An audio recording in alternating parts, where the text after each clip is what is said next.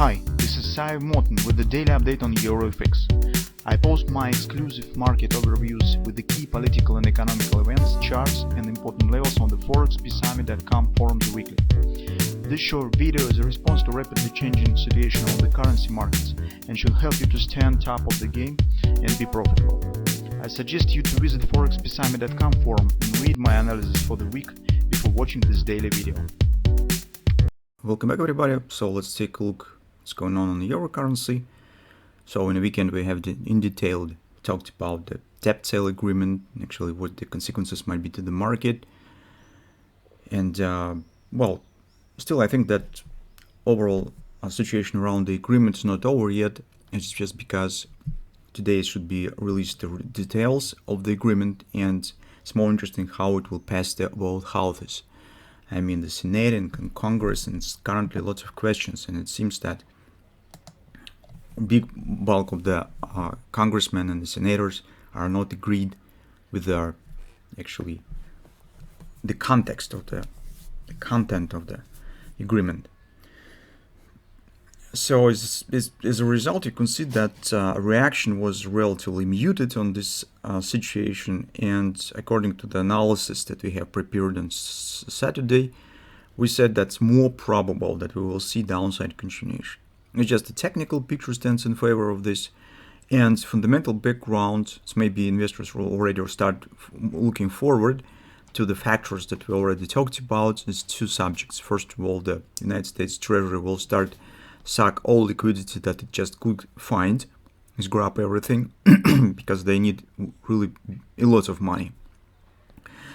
So and the demand for the dollar will increase, but that's probably currently it's a bit not the major factor. The major factor is, I suppose, that investors start repricing of chances that Fed will raise the rate, and I suppose that things that we see here is well, as investors start see things that we have actually started discussing a few weeks ago.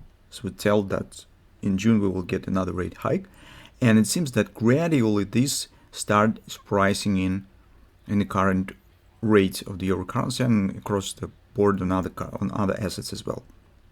From the technical point of view, euro stands right now in a free fall. It's just because we do not have any significant support areas until 105 area, which is actually our nearest weekly target that we talked about.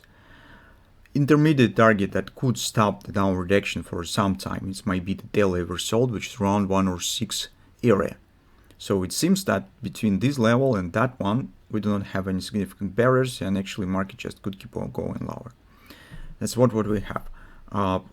Simultaneously, we are watching for the thrust, but now it's a question where we could get some pattern based on this thrust, because bread and butter that we have suggested might be formed around this support has not been formed, and it seems that next area that could give something that will be only around 105 area. Trend stands bearish, so our context is bearish. On the 4-hour time frame chart, we do not have something interesting. This market is keep going down with the channel that we discussed. So this is simple way to trade. Usually if you do not have any patterns but you would like to trade the trend direction, usually traders try to take the position near the top of the channel. So every time when the market's just taking the position, it's stop somewhere outside of the channel and see what will happen. Another way that I could probably show you that works very good in times when the market stands in a tight downside consolidation, showing minor patterns, so showing minor pullbacks but forming no patterns, it might be moving from one consolidation to another, using the consolidation for the stop placement. So take a look how it usually works. Of course, you could use the fib levels as we usually do. So you can see here we have a conference, it's 107 area.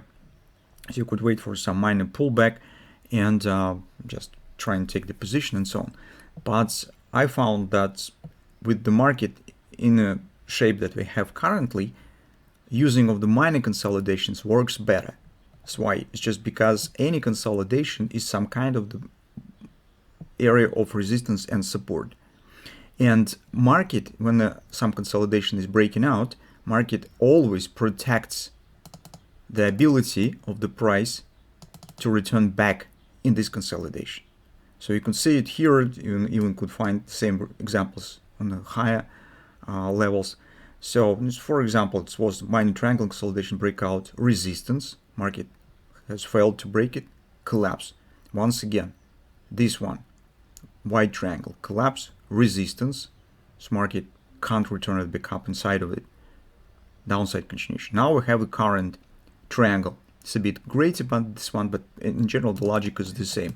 So this is very comfortable way to plan the trades, just because you definitely know what will be your invalidation background. So if market returns inside of it and break it to the upside, for instance, I mean this consolidation or that one, it will be signal that current short-term tendency is over. So because market just will shape the direction.